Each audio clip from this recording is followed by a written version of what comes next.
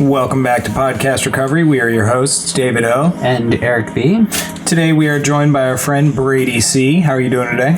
Doing good. Thanks for having me. Good. Absolutely, man. Where are you from? I am from Reisterstown, Maryland. Nice.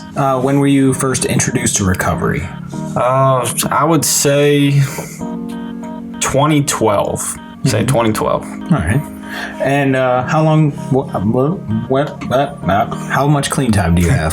I have a little over 5 years clean. Nice. Yeah, you just celebrated what, a month ago? Yeah, 1 month ago. Congratulations. Cool. Congrats, man. Thank you. Well, with all that out of the way, we'll let you take the wheel. So, Brady, share your story with us. All right, I'll take the wheel. Wow, this is different. I've never done this before, but I've shared my story before, but not like this. It's a lot cooler. It's a more intimate setting. It's more intimate, yeah. It's weird because it's like I've shared in front of people before, and I'm like, my heart's beating out of my chest, and I feel like I always plan on something to say, but I never quite say it. Mm-hmm. And this time I didn't really think of what I was going to say. I was just like, all right, we're just talking. Yeah, but you know your story better than anybody, so. Yeah. So I'll take it from the beginning. All right, so I was raised in Reisterstown, Maryland. Lived there my entire life. Mm-hmm. I have a great family. Mom and dad, they're still together. They raised me very well. I really had no complaints on the outside. The only thing that I could really complain about in some sort of a way was my dad was a military figure. He was very strict, and I felt like I was sheltered a lot from a lot of things kids were doing. Mm-hmm. Like, I wasn't. It's so weird. It's like, looking back, just thinking about this, I wasn't even allowed to watch like an R-rated movie until I was like 16 years old. It was so weird. Like, I would literally feel so bad, like watching American Pie, like at 14 years old, and like feeling like I just broke every single rule. Like, I'm gonna get grounded for a month or two. Nice. So they put the fear of God into you. They really did. I mean, my dad was scary, man, but he's like me. Mm-hmm. He's like, if you talk to him, it's like you're talking to me. He's very laid back, but when I was a kid, he was scary. He never abused me at all, but I feared his punishment. Mm-hmm. I don't know what he would do, but I knew he'd do something, so I didn't test him at all. Now, my mom, on the other hand, was very enabling. She was like, I ran to her if I got in trouble, or if I was going to get in trouble. Like, for example, if I got a bad report card, I struggled in school a little bit. Even though I was a good kid, I still struggled in school. Mm-hmm. So I will say that as a kid, I always, and everyone says this, I always felt different. Mm-hmm. There was no reason why. I mean, I was short. I was the shortest kid in class. I was about 4'6" when I was like 13 years old. And I had like a growth hormone deficiency, and I've always felt less than. I always felt smaller than everybody. But at the same time, I was like an athlete. I play a lot of sports. But, so going back to feeling less than, like, I know I have the disease of addiction because of this memory of like my first day of school. It was like first grade, and I just saw kids running around and playing, and I was just like terrified. I didn't know like how they got it. Everybody seemed like they just got it, they just understood what was going on. And I just always felt uncomfortable in my own skin. Like, I was shy. I could barely hold any conversations. I was not good at making friends. I was sort of an isolator and a loner, even as a kid. My only outlet as a kid was sports, though. I was always good. Like, I never really got in trouble, but I was good at sports. And it's so weird because it's like on the outside, everything looked good. Yeah. I grew up in a Jewish household. I'm Jewish. I was bar mitzvahed. Nice. I still go to like the family holidays. Like I love those in middle school. yeah, they're the best. Numerous Jewish friends got to go to so many bar mitzvahs. Every Saturday. Always a good time. Always fun. I know. It was every Saturday. It's like, how we're all going to weddings now. Mm-hmm. It was like that every Saturday at the age of 13. Like, I believe it. Like, there was games like Coke and Pepsi and the like, I know the Cha-Cha Slide very well by heart. Because, like, what a reference. we go to these events and dances and the Cha-Cha Slide comes out and I'm just like, I could probably sing this to you guys. Yeah. So, so even though I loved sports, I loved like watching TV. There was one thing that also I love to do, and I still do, is fantasy, right? Like being somebody else. Oh yeah. Like I always like fantasized about, like for example, being the hero who would rescue a damsel in distress. Like I would fantasize about flying a helicopter and impressing some girl that I liked. Like I had a crush on girls in like elementary school, and I would just like fantasize about being like this completely different person. Mm-hmm. And also on the other hand, like picturing myself being a professional rock star, just like whenever a song comes on, and I still do this. Mm-hmm. I play guitar, but I wish I could sing like Bon Jovi, or like Aerosmith or like Steven Tyler, Yes.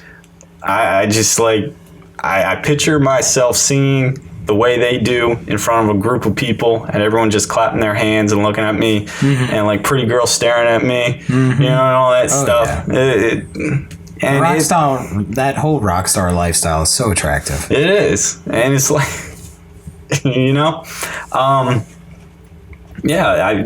that's just how I've always operated, So let's see, middle school, I wasn't getting any taller. Mm-hmm. Everybody was growing around me. Yep. I was getting more awkward. Like all of a sudden real feelings started to come about, like feelings of insecurity and terror, like fear of rejection, like not like, that self-centeredness of just everybody looking at you when you walk into a room. Yeah. Mm-hmm. Telling a stupid joke that you think is funny in your head, and then when you tell it out loud, everyone around you doesn't laugh. And then all of a sudden, palms are sweaty, just knees weak. And my arms got heavy. Yeah. It's the second time in ever this has happened. All right. So I would dwell on these things. I would just like, oh my God, everybody hates me because I said that one thing. When in reality, like people probably forgot all about it. Yeah. I still get like shell shock from things I've said when I was like 14. Like it doesn't matter, but I still like resent myself and resent everybody around me for the way, I was treated. Mm-hmm. So the DARE program and my parents instilling this fear in me that drugs were bad, alcohol was bad, I was going to be homeless or working at McDonald's for my entire life if I do drugs, I do if I drink, if I do any of this stuff. Like they would point at homeless people and they're like, this is what happens when you do drugs, and I'd be terrified because they did a good job of instilling that fear in me that it's like Mr. Mackey in South Park, like drugs are bad, So and I would love South Park too, and he was like, listen to Mr. Mackey, and I was drugs like, are bad, okay. Right, don't do drugs. Drugs are bad, okay. Anyway, God, it's so weird, like. My voice is so loud right now. All right. So high school, even worse. Feelings were even worse. Like I felt like, and I was still isolated in my little bubble. I had a lot of neighborhood kids, and we always like played sports outside, and I was doing all that stuff. And then, and at the same time, I still felt alone at school. I rarely ever talked to anybody. At the same time, I was still showing up to class on time. I never thought like detention ever came about. It never crossed my mind to skip because I was so terrified of getting in trouble that I always felt like doing, I had to do the right thing, because I always thought, like, if I got in trouble, like, the worst thing would happen to me. Like, my world would crumble down and everybody would just hate me. And that was my thing, man. I just wanted everybody to like me. I just wanted to feel loved all the time. And I just always had this feeling inside me that nobody ever liked me, that I never was funny, I was never cool, I was never popular, all these things that I wanted. And, I never realized that. And all these feelings just came all out at once when I was in high school. And, I realized, like, people around me were, starting to have sex and get girlfriends. And just like, that never crossed my mind. I'm still stuck in my kid days, I always felt like I was 2 steps behind everybody. I was just like I was a slow learner, All right, so getting to the part where I first tried alcohol. That was my first thing I ever done. So I was with my friend, and he had another guy over, and he was a cool guy. Everybody liked him. He was a popular kid, and we just chugged vodka. We just passed around this bottle of Svedka. Oh yeah. Yeah, it was, and I mean, I could barely, like, I would sip on it, and I felt something immediately. Yeah. I felt something. Oh yeah. I was tipsy, and all of a sudden I felt cool. I felt like that guy is my best friend right now, and he's like saying to me, like, you're my best friend too. Like, we should be hanging out all the time. Like, why? Where have you been? He was telling me that because I was just so loud and funny all of a sudden while I'm chugging this vodka. And at the same time, we had like deep talks at the end of the night. It was just like nothing, right? Yeah. And then I woke up, like, I was drunk when I went to sleep, but I didn't like black out. It wasn't like one of those crazy blackouts where I just like took all my clothes off and ran around the neighborhood. I didn't do anything crazy. Yeah. We woke up the next day and I was me again, Yeah. And I saw that guy like the next day at like an event. I played lacrosse. He did too. We were on the same team, and I would talk to him, and it would be awkward. Yeah. I was like, you know what? But I'm still me, and I'm still not homeless, and I'm still not working at McDonald's. I still like nothing's changed. Like, so I figured that, I'm going to do that again because all that stuff was bullshit. All right, and at the same time, I tried weed. Yeah. It was like a few months later. And, me and the neighborhood kids, we were like this tight bubble. We had this sheltered life. And then all of a sudden, a few popular kids come around and they get some weed out. And it was really funny. It's like there was a few popular kids, like there was a few kids in the neighborhood that went that way. They said no. Yeah. But me and my brother, I'm going to put him out there. I mean, everybody already knows he's... everybody knows him anyway. He's one of us anyway. He's one of us. He'll probably listen to this. Right. So we proceeded to smoke a bowl with these guys, and these were popular kids, and they just seemed to get it. They just seemed to understand life. And I smoked weed with them, for the first time, and I didn't get high, probably because I didn't exhale.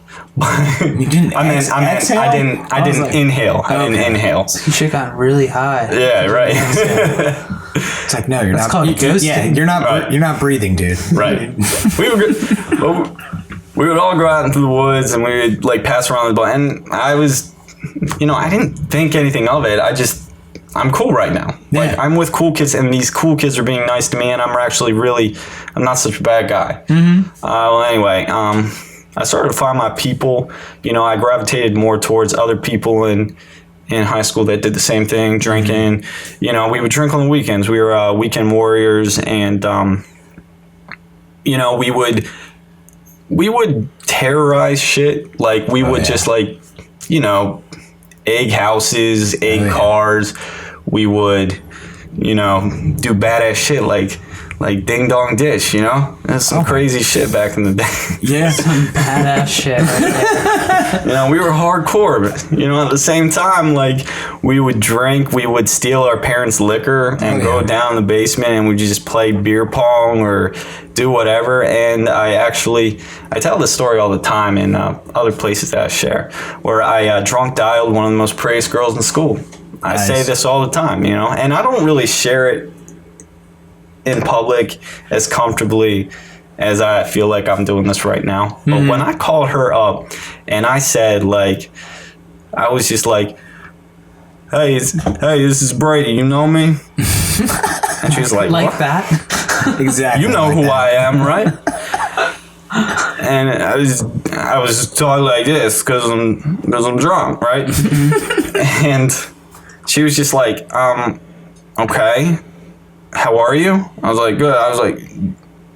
I was just like, I should come over tonight and we should fuck. What a gentleman. Right? And she was just like, started laughing. And she's like, oh, no, good for you though. Oh. And I was just like, you're lost. And then I hang up the phone. Well, I said, you're lost, bitch. I feel like that's kind of mean. But I said that to her.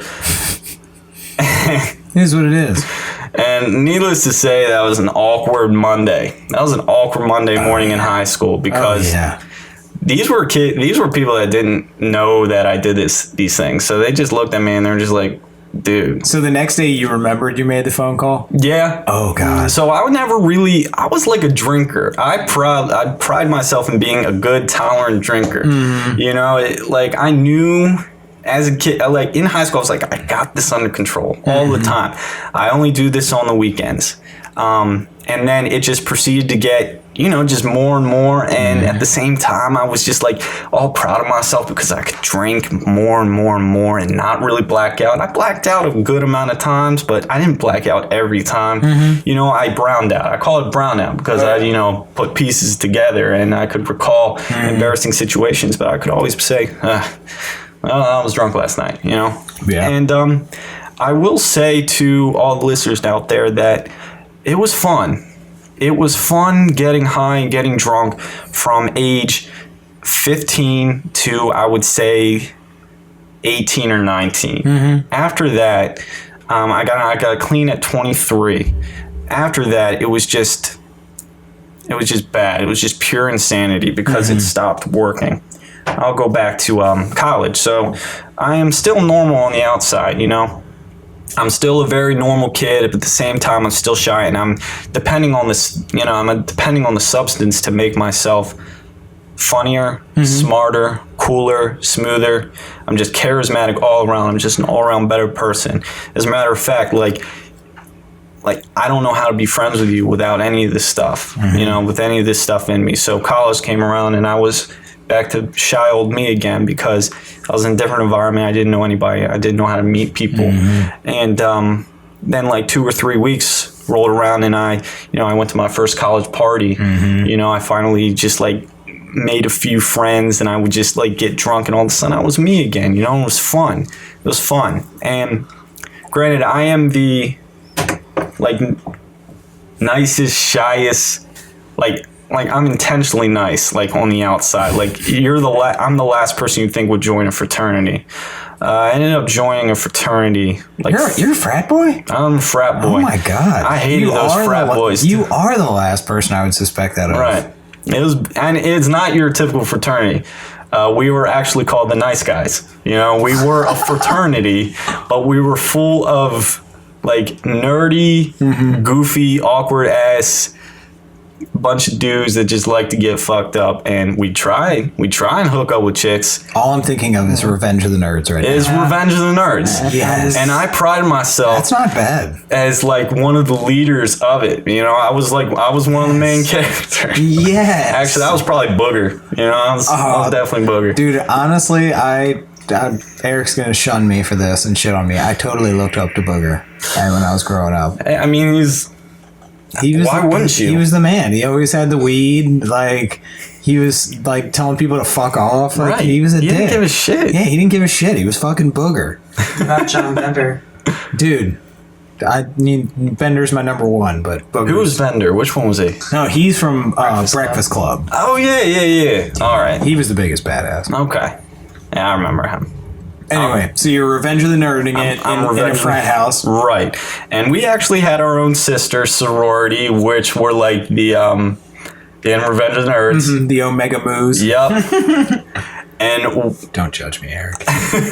I'm judging you for knowing how much of this, like knowing this movie so well. You should. Have you seen this movie? A long time ago. I love Revenge of the Nerds. We've been having hilarious. this conversation about content and how much content there's available now. Right. I don't really watch things anymore. I don't play things anymore. Yeah, I mean, it's probably a good thing. You know, I mean, there's just so much to watch. Dude, I have watched Revenge of the Nerds 50 times. I saw it when I was like in middle school and elementary school. It's Dude, just like, you should watch it again. Dude, go rewatch it again. Rewatch it again. Solid movie. You'll definitely have a new Just appreciation for it. You will. Anyway, we were Revenge of the Nerds in college. You got the Moos. We got them, and we actually had a crazy party with the rugby team. Female rugby, like those rugby bitches are crazy. They could drink and they could fight too. Yes, they were. So that was a very fun party. Well, anyway, like not trying to glorify anything. Well, as a matter of fact, I'm being honest here. Oh, there's nothing glorious about rugby parties. Yeah. No offense to rugby people out there, you're kind of gross. Right. Yeah. So when I was pledging in this fraternity back in freshman year, I was like 18 years old. All right. So I drank more than I realized that I could. Like as there were no rules, right? Yeah, in high school, I still feared getting in trouble by my parents. I actually got caught in high school and they grounded me for like a week or two, but it felt like the end of the world to me. But in college, I had no rules. You know, no one was stopping me from doing anything. I was my own adult and I still was a kid on the inside. Like I never thought to take care of myself that way. But anyway, I proceeded to realize that it was Monday and I could drink. Didn't like, there was no stopping me. So I escalated that very quickly. Oh yeah. I would drink like 40s and Mad Dogs and just like chug beer and just go crazy. I would literally like grab, I was like a sleazeball when I was drunk too. Yeah.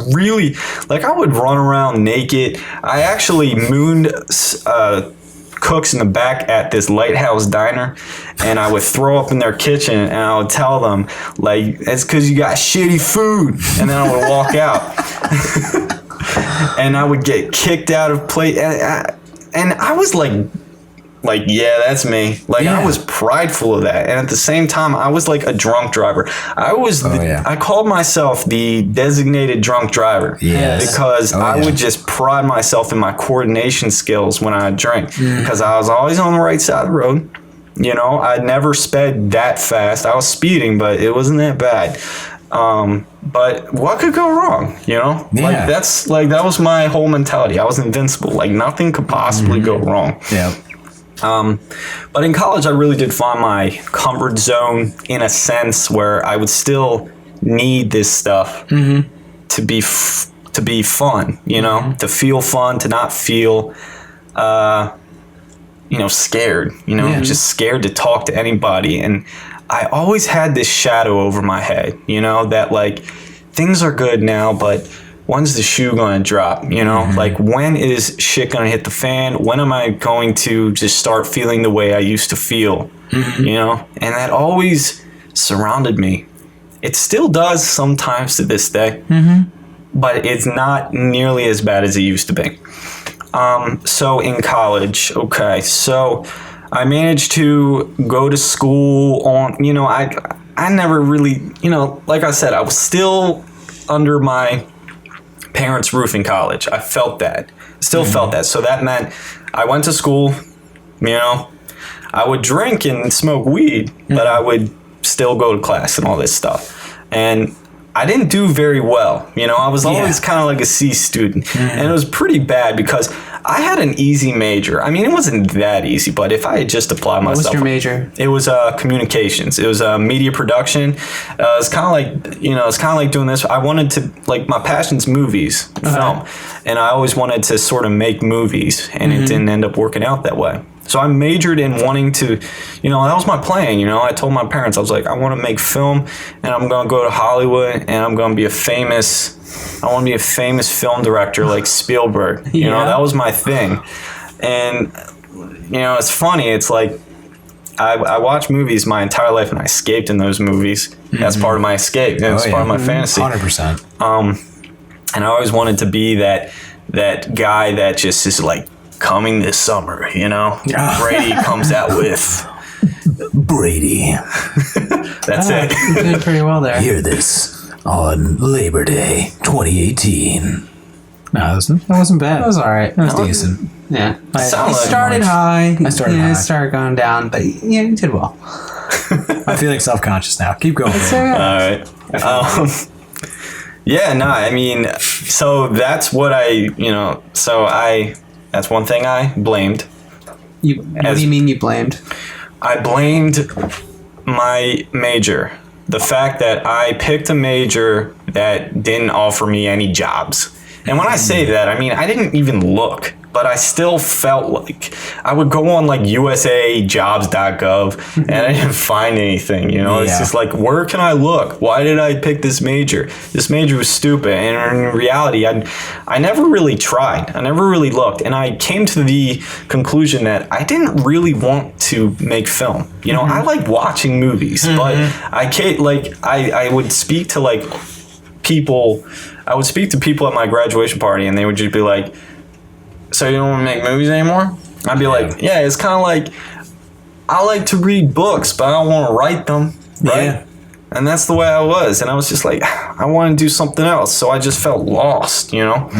So going back to college, where I can go to my drug of choice at this specific time, which was Adderall.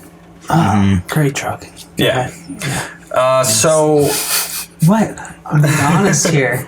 It's good to be honest, you know? I mean, we're not bullshitting. You know, it's like, you know, and sometimes like people like you wouldn't just do say, it if you didn't like it. Right. Yeah. So I took this, you know, this pill for the first time, and they told me that you can focus, right? Because so I used it to take, you know, study for exams. So immediately I felt like a genius. I felt really smart. Everything just clicked, you know, like I was studying, like I was taking statistics, and and everything just like was interesting. I looked at all these and I was just like I was looking at my room. I was like, I understand this. Oh my God, this is, I love statistics. And finally, like the next day, like he like looked at me and was like, dude, are you all right? You were just freaking me out, you know? And I was just like, I don't know, man. I mean, that was when I was coming down. Like, and this shit lasted like 24 hours. And I was just like, all right, well, I was prescribed. You know, I mean, I wasn't prescribed. My brother and sister were prescribed it. So it was like in my mind, it wasn't bad. You know, this wasn't a drug at all. This was something else to help you focus. And that was it. You know, that was it. And, so I would proceed to, you know, I'll fast forward a little bit. I would proceed to take that every time a test would come about, or even like if I had to read a chapter, just like escalate it. And then I graduated college, and I moved back in with my parents, you know. I moved back in with my parents trying to figure shit out, and I realized that they had Adderall there, and I would just take it. And I would take it for dumb reasons, like, well, the first reason wasn't so dumb. It was just like, we're going to the zoo, so I'm gonna go. What? That's not a great reason. That's not great. Yeah, that's. It made everything interesting. Like, I wanted to learn about the animals, like in a very detailed way. Okay, that makes sense. So you want to read? You're okay. I was wanting to educate myself. It was an educational zoo. There's a lot of reading. There's a lot of listening. Right. Adderall to be attentive. Right. Yeah. And there was little descriptions in Latin phrases. I wanted to learn all the Latin phrases for like what a bear was. And what is a bear? Do you remember? I don't know. I don't remember.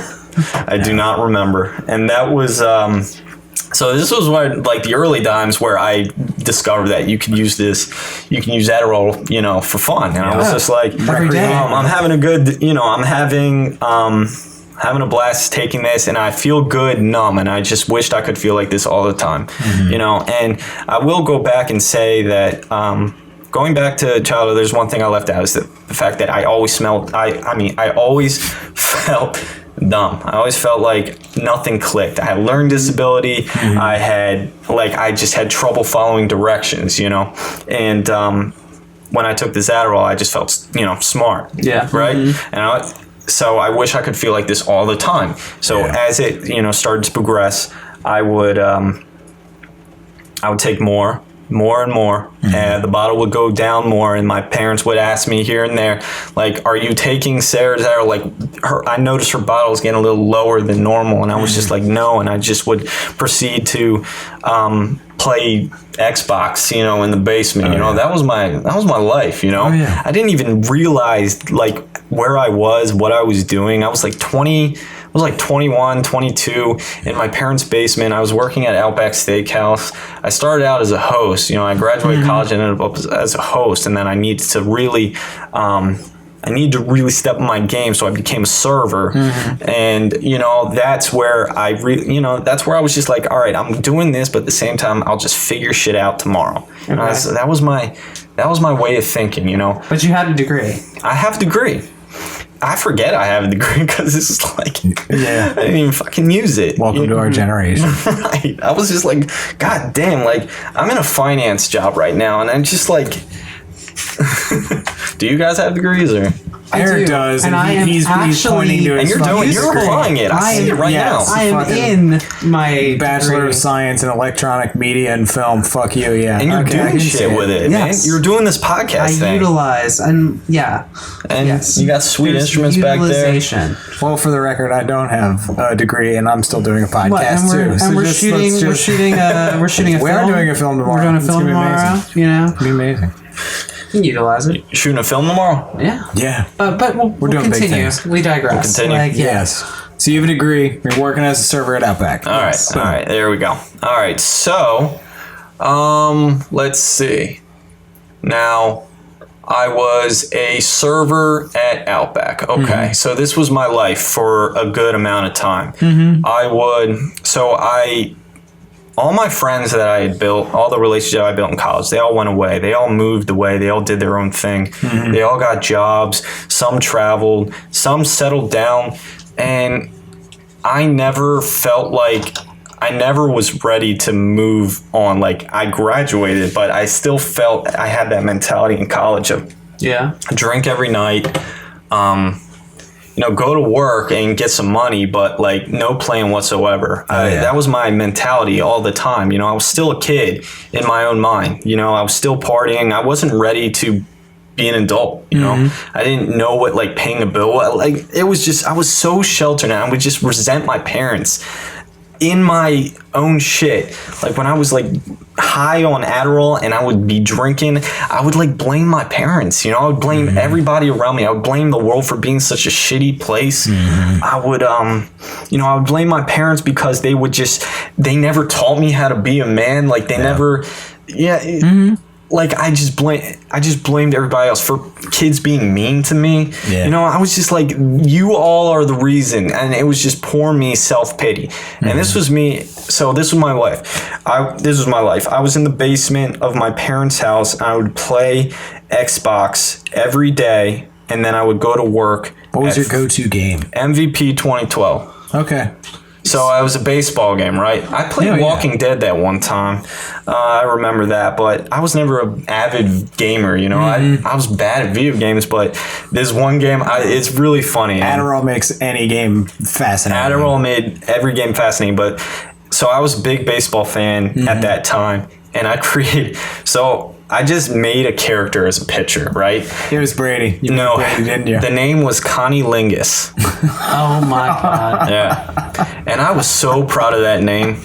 So at the same time, you know, my brother, He was Korean. He threw sidearmed. It was cool. he was 6'5", giant dude that would just throw 105 miles an hour, and he struck out everybody, and he was just getting better and better. And I played like 5 seasons with this pitcher. Yeah. I was out of my freaking mind, man, and it was so funny because my brother's in recovery at this time, right? And he just wanted me to get it. But I would be high and I would come upstairs and I'd be like, Alex, man, like Kai Ling just threw a perfect game. You'd be like, dude, I don't give a fuck. Go, like, get your shit together. Yeah. And I was just like, fuck, you know, I would go back downstairs, you know?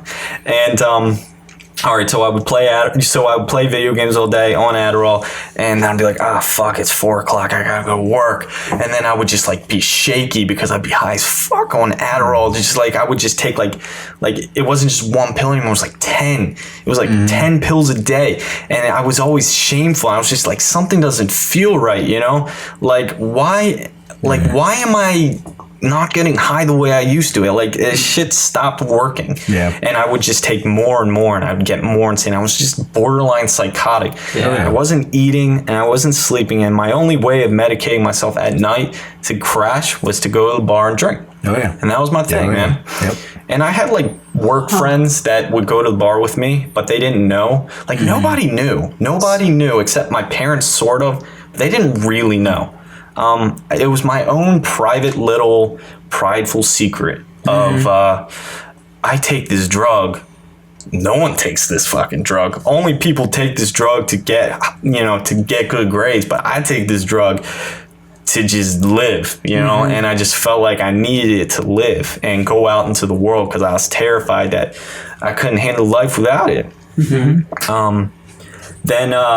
So I had work friends, and we would just go to the bar afterwards. We'd go to Harriman House, and we would just have a few beers, and then we would, you know, go back to his place, and then we would watch. A few of us guys, sometimes girls would just like watch movies, and then we would he always had a bottle of vodka, and then I would just like drink like 4 or 5 glasses, and I would just like crash like 3 or 4 in the morning, and then I would go home at like 10 a.m. and I would just go, you know, I would try and walk past my parents. I would go up and get some more sleep, or not just sleep, but like take an Adderall so I could wake up again, so I could go back downstairs and play some video games, because Connie Lingus was, you know, starting tomorrow in Texas. Oh yeah. And I needed him to perform well. Yeah, he's up against the Rangers. He's got to bring these in game. At the same time, I'm so unaware of how fucked up my life is right now. Yeah. You know, it was just so, I was just so bad at, like, you know, like no one, like, just, I didn't acknowledge anybody. You know, I would do weird ass things. Like, I tried to listen to like the 500 greatest songs of all time from the Rolling Stones. Like, I made it almost there. I was almost there, but I would just like sit in a room. You didn't finish. I didn't finish, no, because I got caught, and my parents sent me to rehab. So I made it to like somewhere in the hundreds. Eric? Yeah. For our audience out there, Eric's a completionist, and if he doesn't, I'm sorry. if he doesn't So am I, do dude. all of everything, then So am I. Yeah. it bugs him. Does bug me. Well, I know. You haven't seen all Harry Potters? What the fuck is wrong with you? Exactly. Well, I have. Yeah. We know No, this. I know. But I stopped at The Force Awakens, so just think about that. I know. It's oh, fine. damn. I gave up on The Walking Dead, so. Yeah, me too. Yeah. Yeah. So you're caught in the middle of the 100 greatest Rolling Stone songs Of all time. And yeah, I don't know where I ended. I'm sorry, but No, it's okay. You go to I'll rehab. start over. No, All you right. went to rehab. Yeah, we'll start over. We're All right, so redo all rehab. this. Okay, so at the same time, I'll backtrack a little bit before rehab because I know my brother. So my brother plays an important part in my story because he helped me find recovery. Because I didn't before that. I didn't know that was a thing. My brother had a different story. My disease progressed very slowly from age 15 to until I got clean. But my brother went balls to the wall. Like, he just went hard. You know, he just took a trip to New York and he just like went like he just took every single drug known to man except heroin, I think, or meth. I don't really know. But he just took a shitload of drugs, and then all of a sudden he just came home and was just freaking out. And they sent him to Florida because he understood. He was like, I can't stop using. I got problems. So they ship him to Florida for about 7 months. And then anyway, like the thing that blew my mind was the fact that he called me like 2 months later. I was like 40 days later. And he called me up and he was just like, bro, I have 45 days sober. And I was just like, no fucking way. Like, that is a long time. Because at that point, I couldn't remember the last time I didn't use anything. Yeah. I was just like, I would always sort of keep track of like, it was like Wednesday, but oh shit, I've used like every day this month. You know, I would just feel like a piece of shit. I would just hate myself. And here my brother is talking to me on the other end of the phone saying, I got 45 days sober. And I was just like, how did you do that? And he was just like, I just take it one day at a time. And he would say all these cliche things that we hear today, you know, like I just surrendered, you know, and I'm turning my will over to my higher power. And I was just like, shit. Like they just fucked him up severely and there's no going back. So I'm just gonna Did you and your brother party together a lot? Oh yeah, all the time. Yeah, like we were like beer pong champions. Like I loved partying with my brother back in the day, you know, and he was just like hilarious too. Yeah. And it was a lot of fun, but he took his using another route. You know, I was more of an isolator. Yeah, and he was a social butterfly. My brother he was actually very well liked in high school. You know, even though people mess with him a little bit, everyone liked him. Yeah. But anyway, so I was just like, shit, like they fucked with his head. Yeah. Like he's my beer pong buddy's gone. Yeah, I can no longer get drunk with my brother because he is now just completely brainwashed. And that's the way I thought. But at the same time, I was just like, oh damn, like that's a long time. That is a long time, and it was mind blowing to me. Well, anyway, he came home. He came home about like 6 months later, and he took me to a few meetings.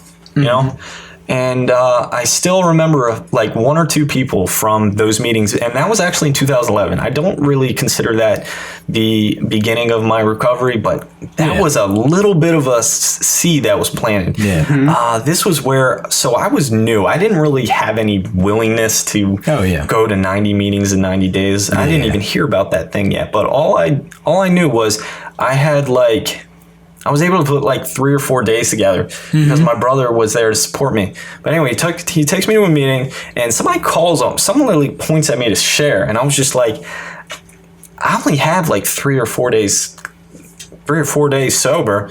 And everyone just starts applauding and clapping. I was just like what? He was just like, that is awesome. Do you know any idea how hard that is? Yeah. And I was just like, it is. I mean, it's hard, but like you got like years. What the hell? Like, and they were just like, trust me, you're not alone. And that was a seed. That was a seed that was planted in my head. I didn't run with that for a while because I still wasn't ready. You know, I had to be ready. So a few months later, I go to rehab. And this was not my choice. I mean, it was sort of my choice because secretly I wanted help. Because I didn't want to live this way anymore. I was a good kid. You know, I had good parents. Like, I shouldn't be this person, you know? Connie Lingus was a Hall of Famer by now, so, you know, you had to move on. Yeah. Jesus Christ. That was a great name. It was. I was very proud of that. I'm very proud of that name. But anyway, and a lot of people didn't know what that meant, too. I had to explain it. Just look it up in the dictionary. That's terrible.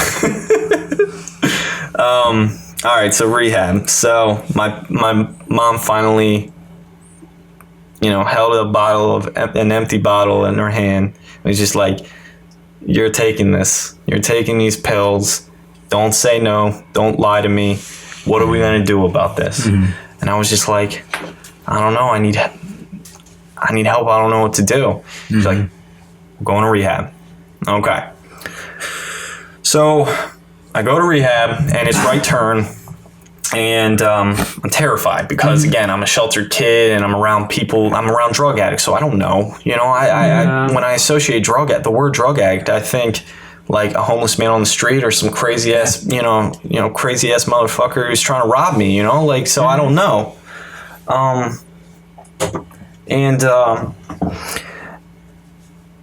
was in the interview room beforehand, and she asked me like one question that really like made me like, oh shit. She was like, so what were you taking? I was like, I was taking Adderall and alcohol, but mostly Adderall. She was like, did it get you high?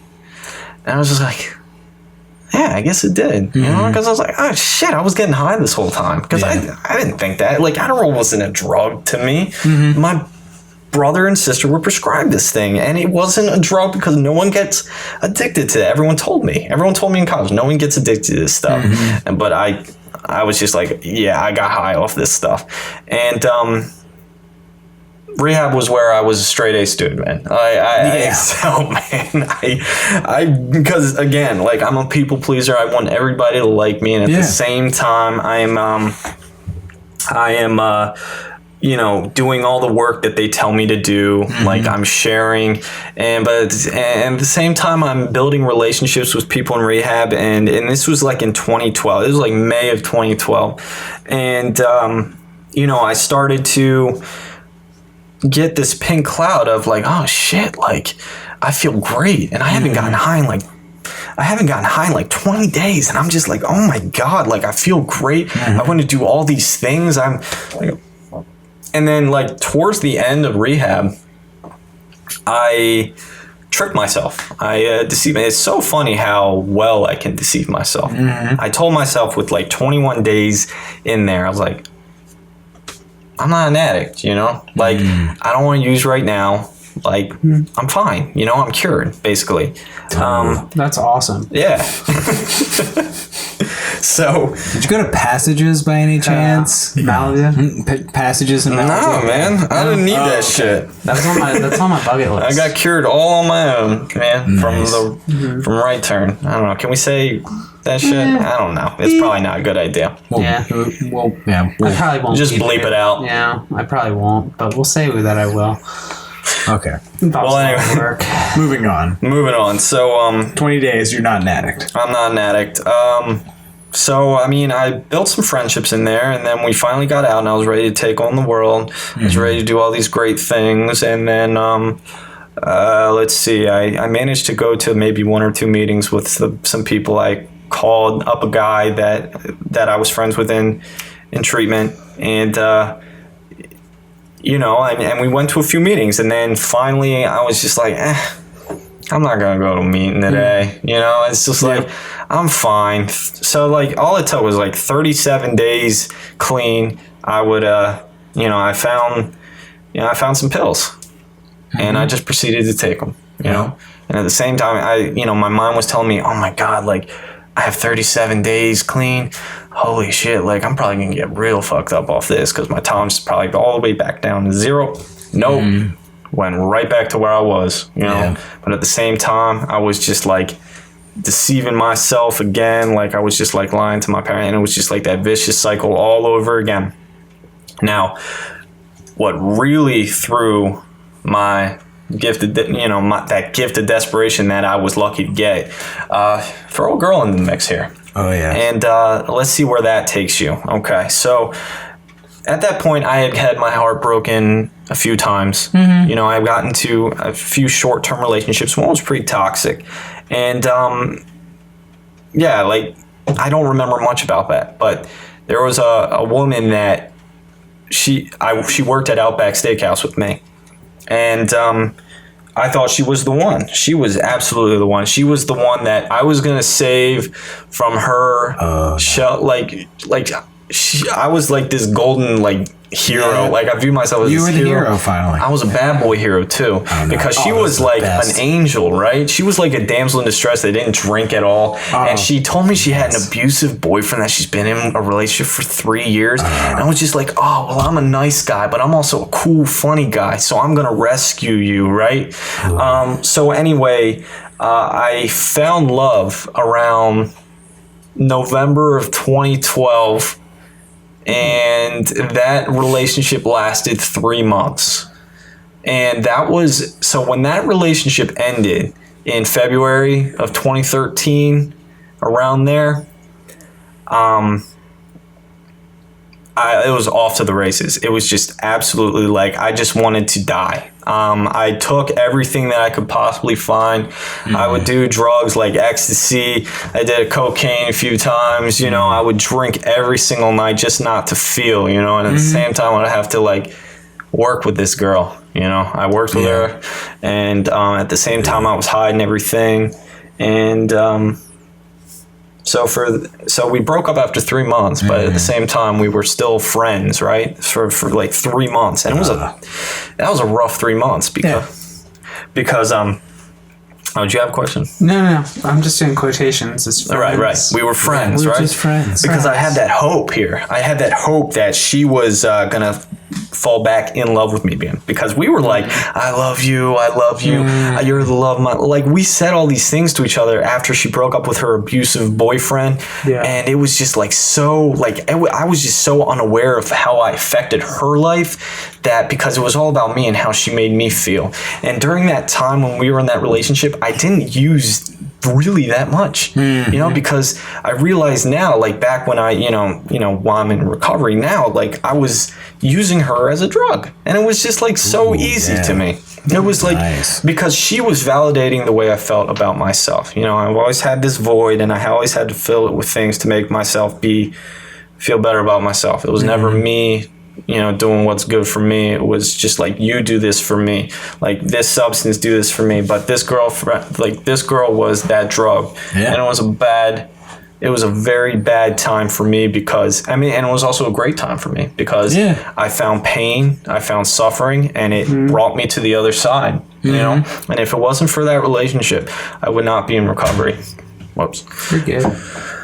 All right, so for the next 3 months, we were friends, but at the same time, I would want her to, you know, be my girlfriend again, you know, but at the same time, she was just drifting farther and farther away from me. And at that time, I was drifting farther and farther back into the hole where I came from, you know, where I was doing drugs, and it was just getting worse and worse. At the same time, I saw my brother, and he was getting cleaner and cleaner and cleaner. And I would just notice how good he was doing. And she, you know, May of 2013, Preakness.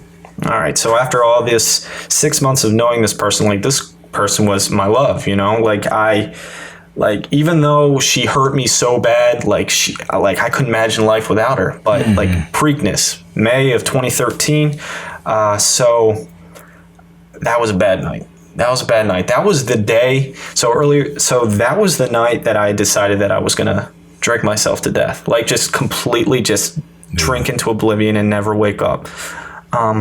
So earlier that day, I never tell this story ever. It's so weird. Like I've shared many times. I've never said. So my plan during Preakness was, I had a bunch of old college buddies from Towson that knew that I knew that were going to Preakness, because they were doing that shit. I knew one of them had a huge bottle of Adderall. So in the middle of the day, around 1 or 2 o'clock in the afternoon, in that Towson Apartments, I literally tried to break into their home for like 2 hours straight. I would just like crowbar doors. I would just bang on glass. I just like doing this in broad daylight in front of moving cars and everything. And I tried doing this for like 2 hours. And luckily, I didn't get in, because they would have fucking known. Like, it would have been bad. It would have been bad. I finally started shaking in the car, and after I proceeded to fail this operation that I put myself through, and I was just like, what the fuck is going on with me?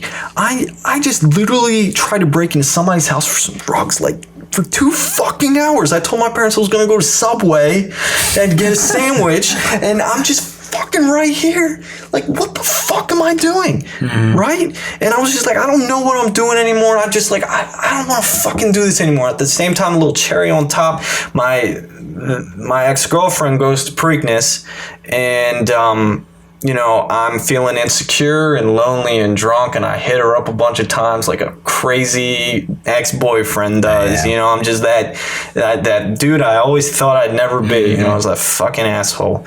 And she finally, she told me that she was at her friend's house. And it's a very important story for me. Because so what I was going to do was I was going to go to her apartment and piss on her door. That's what I was going to do. That was my whole plan, and I was fucked up too. I was drunk, and I was just like, all right, I'm ready to do this. Let's do it. And there's her car. And I'm just like, oh shit, she said she was at her friend's house. What the fuck is going on? So my heart is pounding, and I finally knock on the door. And she opens the door, and she looks at me. It's like, oh, Brady, hi? And I was just like, there's whispering in there. Who's in there? He's just like, there's a guy in here. And I was just like, I just walked, and I was just like, all I did was my heart sank.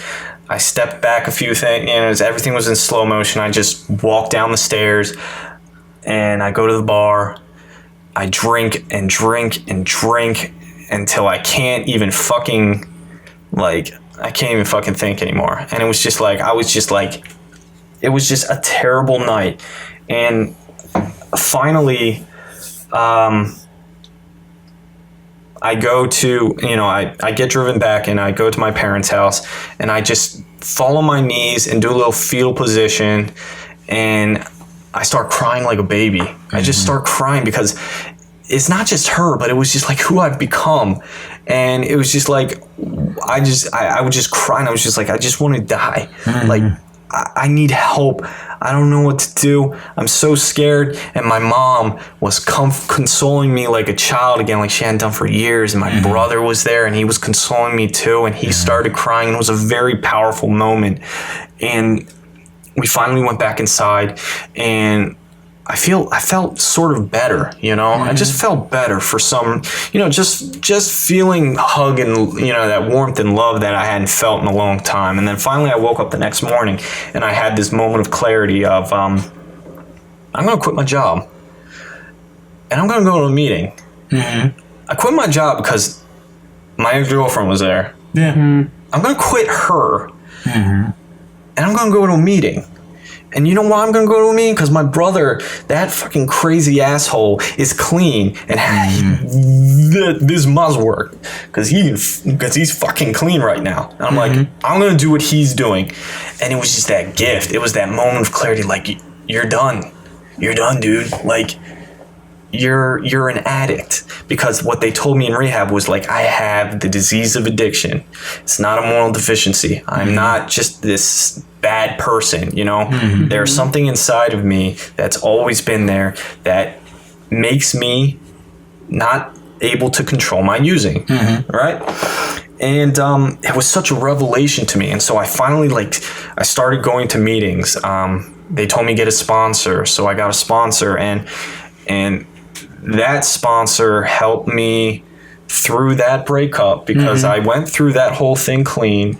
And going back to that, my ex-girlfriend, right? That guy that was in there, he was with his girlfriend.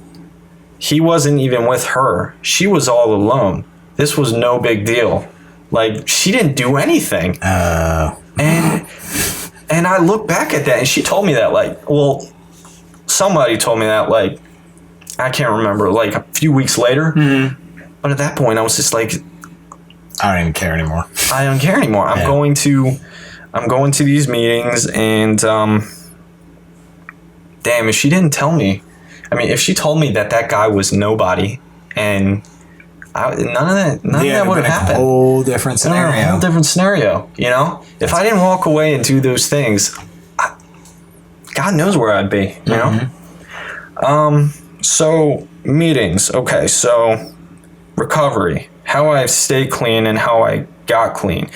Gift of desperation hugely helped. That helped wonders. Oh, yeah. Changing everything. I quit my job because I knew that the people that I worked around were doing the same things I was doing in some way, and I had to get away from all that.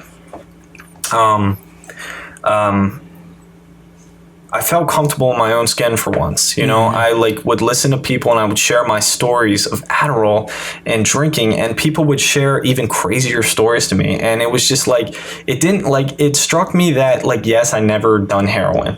I've never done heroin. I've never done heroin. And that's very important to people that haven't gotten this thing yet. Whoever listens to this, I want you to know that it is not what you use or how much you use, it's why you use, you know, and it doesn't have to get there. You know, that's my main message to many people, because not everyone does heroin. Not everyone does crack, you know? Sometimes it's just Adderall. Sometimes it's just weed. You know, sometimes it's alcohol. You know?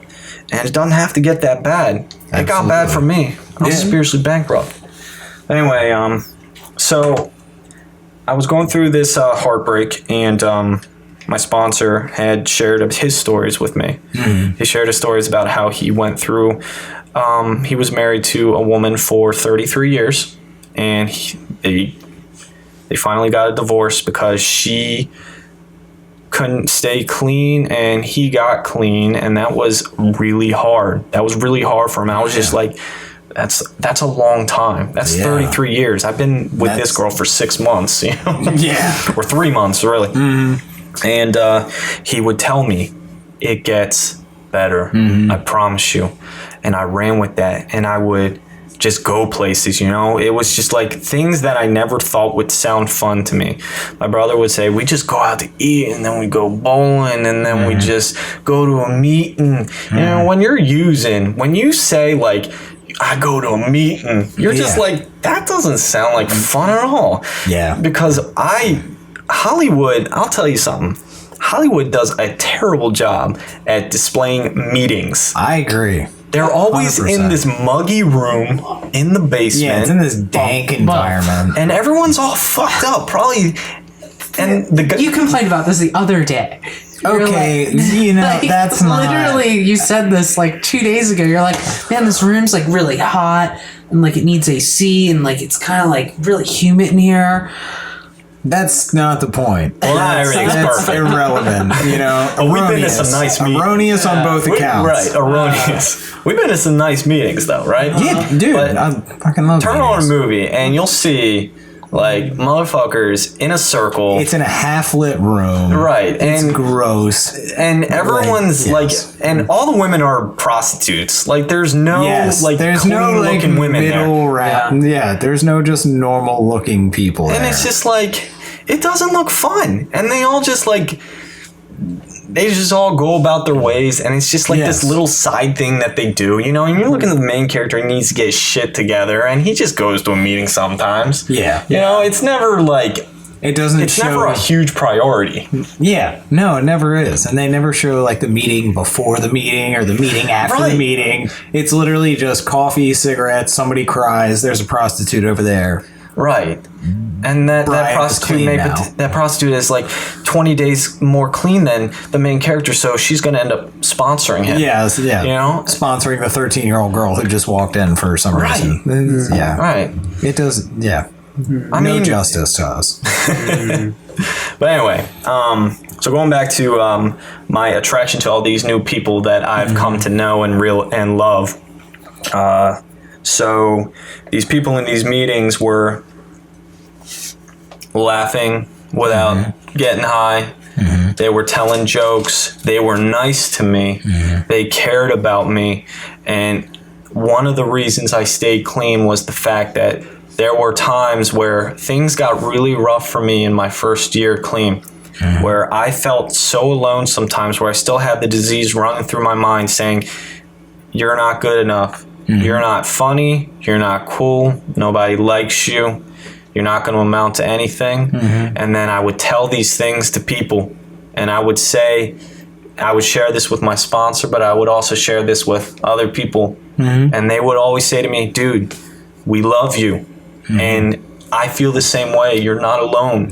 Like, you are cool. You are funny. We like you because you're doing the right thing, man. Because you're doing something about your recovery. And we like that. And we want you to keep coming back, you know? So throughout recovery, I've been blessed with a lot of things, you know, and these are material things, you know, and things that I never thought I'd get, because keep in mind, we're going back to when I was a kid and I didn't know how to pay a bill. I didn't know how to look for a car or look for rent, you know, like look for an apartment or anything like that. Even be in a healthy relationship, because that girl that broke my heart, that was the longest relationship I've ever been in, you know, and I had no experience with ladies at all. You know, I was just I'm always bad with women. It was just so bad. I was so bad with women. So these material things that I have, like a car, I just moved in with my girlfriend of 3 years. Nice. Now that is inspirational to me. Oh yeah, dude, that's huge. Yeah, that's awesome. Like, and I love her to death. And it's so weird because I don't think she's ever, like, I don't think I really told her that much about her, like in that sort of way, you know. Like, I told her that there was a girl that I loved back in the day, but it wasn't to that extent. I'll tell her. I'll talk to her about it later. Don't do that. My advice, no, don't do that. Well, she's gonna hear it anyway. Yeah, because she's on this thing. So I ended up moving out of my parents' house. I ended up moving in with roommates.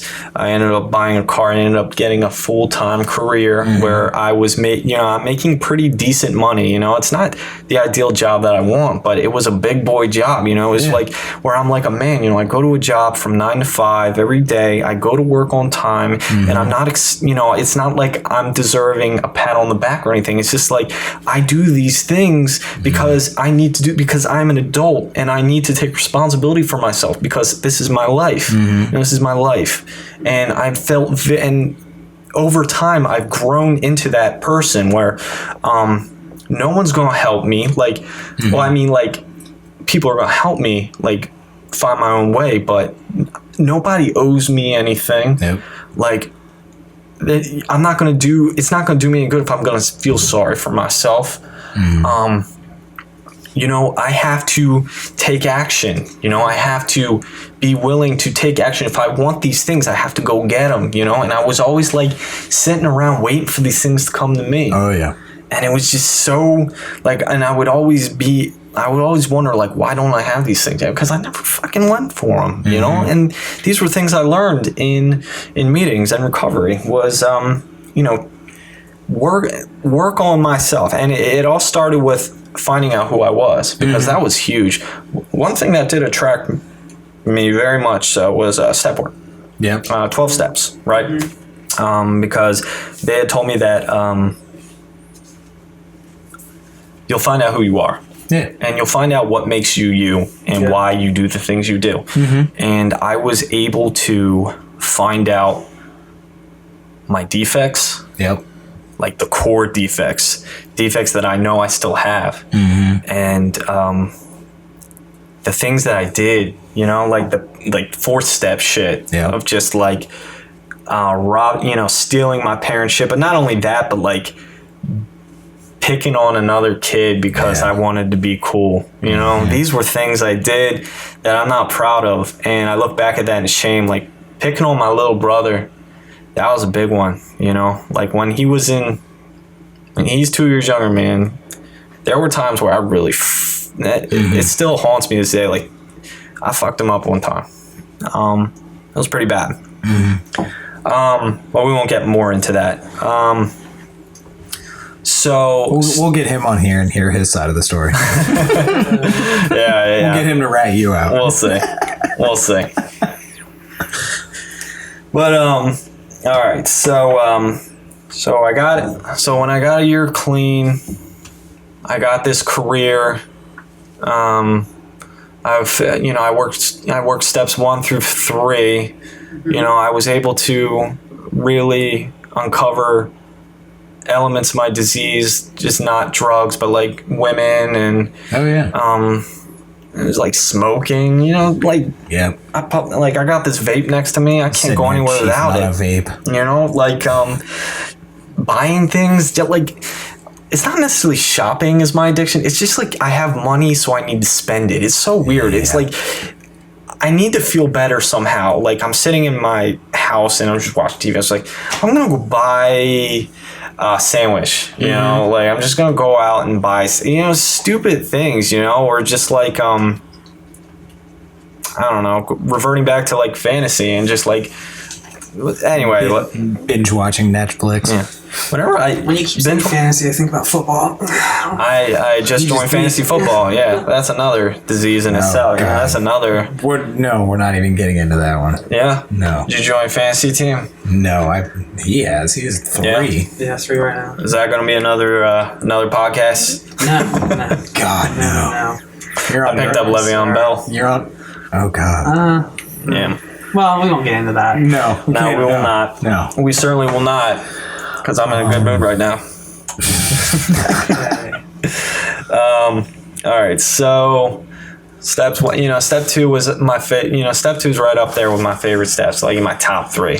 I believe that even though I've been insane my entire life, that there is another way. That somebody out there can help me live another way of life. And then moving on, step 3, I finally like let go of a lot of things. Like, yes, I believe in a higher power and all that stuff. And I was very, I was Jewish growing up, so I've always sort of believed in God because I just feel like there's a God. Even though like my view of God was he's not paying attention to me. Like I know God is there, but he's not looking at me because he's got other right. Because he's just like he's got so much other shit like starving kids in Africa. Like what? Why are you gonna look at me? Like why the fuck would you help me? So that's the way I view God, but I sort of formed this own higher power of like my own specific higher power. Sorry, I drew a blank there. Just my own God that I can talk to like a buddy, and learn to take my will and put it in his hands. And moving through the steps, I worked steps 1 through 10, and I ended up switching sponsors, and he had me start over again. So now I just finished step 4 again. But anyway, I wanted to touch on the fact that I just moved into a basement with my girlfriend. She's already lived there. She lives under 2 people's roofs. We live in the basement. It's like our own little apartment. Yeah. And let me just tell you something about my relationship with my girlfriend. Beyond my wildest dreams. And not only that, like being me, like having this serenity, like that is the life beyond my wildest dreams. Like feeling like I'm okay with me. Yeah. That was something I never thought was possible. Recovery and staying clean and working on myself has done that. Like, I do care about, I do get up in my head a lot, but it's just like, no, like I'm me, and it's just like, I don't have to be anybody else. And I can be me around my girlfriend. Yeah. And my girlfriend loves me for me, and I love her for her. And it's just like a very deep connection that I've never had with anybody, and I never thought I would. And when I found her, I wasn't even looking for her. That's the best part. Yeah. Like, cause I was just being me. I was just focusing on me. And now I have friends today. I could reach out more, but I do have a lot of friends today. I have, I'm an assistant manager at a finance company at my job. Everything's a work in progress for me, and I just keep going. I love my family today. I just have these views. Everyone's having babies, and I'm just like holding babies every weekend, and it's just like I'm getting old, and God, I'm just like hopeful for life today. Like something, like I'm just gonna keep moving, and as long as I have recovery and I do the right things and I stay clean, I am going to be okay, no matter what happens. Because shit happens, shit has happened, but I will be okay, and that is what I base everything off of when I wake up in the morning. Thanks for letting me share. Thanks for sharing, man. So fantastic job. Yeah. So damn, how long did I talk for? I'm sorry. You talked for a while. Did I? Holy shit. But we're gonna you actually answered a lot of your questions. I know, dude. When as soon as I noticed the cue. You're always like, no, yeah, you saw that, right? Like I crossed out like, one. That's right, man. You answered a few of your own questions. That's good. So, I mean, I guess really I only ask you two questions then. So, one is, what is it like having a sibling in recovery? It is amazing. Okay. It is amazing because he's like polar opposite to me. Like, he is very type A. He's a go-getter. He's got the gift of the gab, and he's always been social. And I'm more of a laid-back guy, quiet, sort of, so I isolate a lot. And I'm musically I mean, like, he's like a bro, and I'm just kind of like a laid-back dude, Yeah. I'd second that. He joined a fraternity too, and it was See, that doesn't surprise me. exactly That doesn't right. surprise me from you, not from him. And everyone knows that, but I love my brother like I would die for my brother, and it's like recovery has brought us closer together, and I was scared of that for a while because we were drifting apart when I was getting high.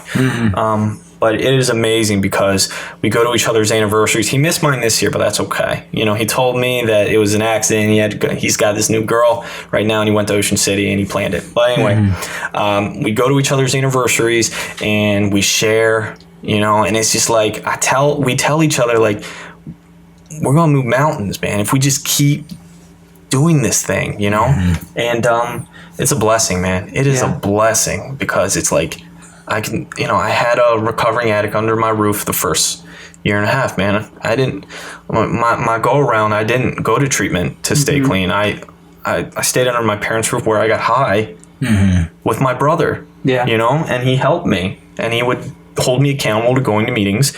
And life is, man, I'm so happy for my brother too. He's just he's a great guy. You're a great guy, dude, if you're listening to this. Love you, bro.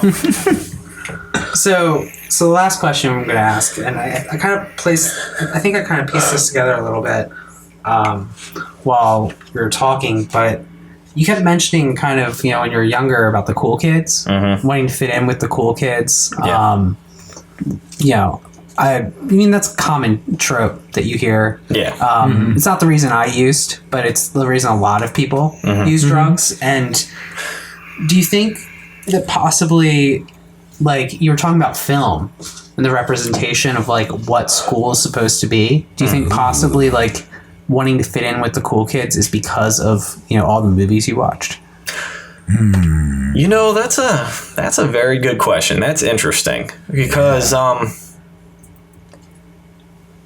don't think the movies really made me want to be like the cool kids. The movies weren't really an influence because when I was in school, I remember not thinking about anything like outside of school, just the sheer terror of I gotta fit in with these people. Nobody likes me. I just feel like I got nobody. I feel like I just didn't belong. That's a hard question to answer because I don't know. Because. Like I wanted to be some certain characters in film, in movies. Like, who did I want to be? I'm going to be Zach Morris. He's trash. Right? We talked about this. He is trash. And he didn't believe Zach it. Morris? Fuck you guys. Yeah, I do. Well, that's a whole Facebook thing. Zach Morris is trash. He's I never really watched Saved by the Bell that He and much. Kelly Kapowski, okay? But he's a trash. I'm aware of that. Kelly Kapowski. But I'm going to answer that question because 100%, like, and I'm not blaming movies or music or any of that stuff, but it was definitely a part of the equation for sure. Because I'm looking at guys like John Bender and Booger and Bart Simpson. Right. And, like, there were these, like, badass kids that, like, everybody seemed to love and somehow got away with shit. Right. And like I always wanted to be that like fucking kid. I really wasn't, but I emulated that. So it was definitely a part of it. Like, I'm not blaming John Bender for making me like smoke weed. It's all Judd Nelson's fault, man.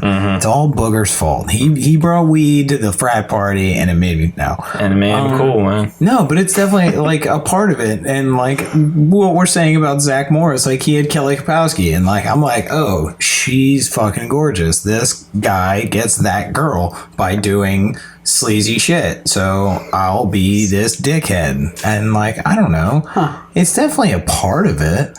Like, it's hard. Like we have so much, especially like our generation, like where we are now. Like we have so much stimuli, so many movies and music, and now social media. Like we didn't really grow up with social media, but we really didn't. But we kind of did. MySpace? We kind of did. We kind of did. I mean, Sort of. Okay, like, but yeah, We did, but we didn't. Like AIM was in itself sort of like a beginning to that. Oh, Oh damn. yeah.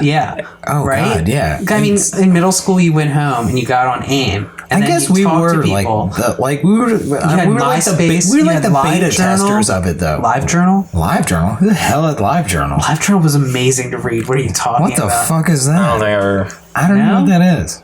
What? I mean, we were like the beta You testers didn't know though. what LiveJournal was? and It's where people wrote their like actual feelings online. It was amazing. so it was like Tumblr before Tumblr. Yeah, probably Okay. more intimate than Tumblr. Okay. All right.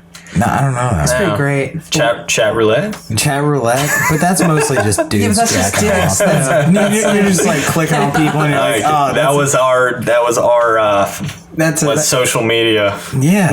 Chat roulette Nah, I'm was. just I kidding. just feel like chat roulette was more just like penis. Yeah, Like, that's- Yeah, like that's oh, it. that's It's a really dick. yeah, was that's it. dick. That's a Polish dick. There's an Australian dick. Oh, Yep. damn Dick. it. God Yeah. damn it. But like, yeah, well, no, fuck, we were beta testers. AIM, and then MySpace, and then that went out the window, and then there's Tumblr and Facebook. Like, so yeah, there's a lot that goes into addiction. Like, Absolutely. and Facebook. It's nature and Jesus. nature and nurture, man. Yeah. Like both of them are maybe not necessarily equal, but it depends. So, yeah. I had a question. Sure. So you said like growing up you had like a level of like social anxiety, Oh yeah. right? Big time. How much did that like follow you into recovery, and how did you combat that, and how do you continue to combat it? All right, let's see.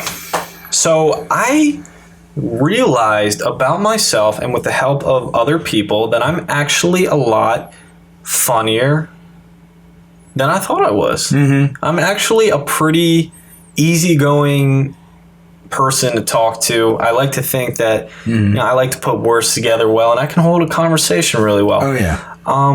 So when I first got into recovery, I sort of gravitated towards a few guys, and I would just talk to them. Yeah. And it would just be like one person. Like I hated the large scene in early recovery, like conventions and like big ass meeting, just meetings where there's gonna be a shit ton of people there, and I would just like gravitate towards like a few people, and I would just like focus on them, and then I would go home and I would realize that wasn't so bad, and then it would just get easier and easier as I would just, I would start to get to know more people, so I would go to this crowd. I stopped looking at everything as a whole and just sort of focused individually on, certain people that I know. I didn't feel like, I always had to feel like I was like part of everything, but in reality, like I just knew these people over here, so I was just going to talk to them. And what's up, dude? Like, I know you. Hey, how are you? And then, and before you know it, hours go by and I'm not in my head, And sometimes I was, sometimes I was, especially around, I have a group of guys and they're, they can be like Boisterous. Oh yeah, I mean, like at some, There's some strong characters in there. there's some strong characters For in there, sure. and I feel intimidated by them because some of them are really funny, and some of them are like really like they work out and they're like fucking like deadlifting like 500 pounds. I'm like, There's does anybody play guitar? Does anybody like want to talk about movies or like? I just feel like I can't identify with them sometimes, and a lot of them are like laborers too. Like they're talking about this plumbing job that they did, and I'm just like, CrossFit's the new heroin. right. Right. It's just a substitute, dude. It really is. It's a cult. It's terrible. Yeah. I'm sorry. Apologies to all the CrossFitters out there. Keep doing what you're doing. Just Oh, man. stop trying to convince me to do it. I wanted to do it. I still kind of want to do it because I want to see what all the fuss is about. You're better than that, Brady. All right. Don't do that. Well, I go to the gym sometimes.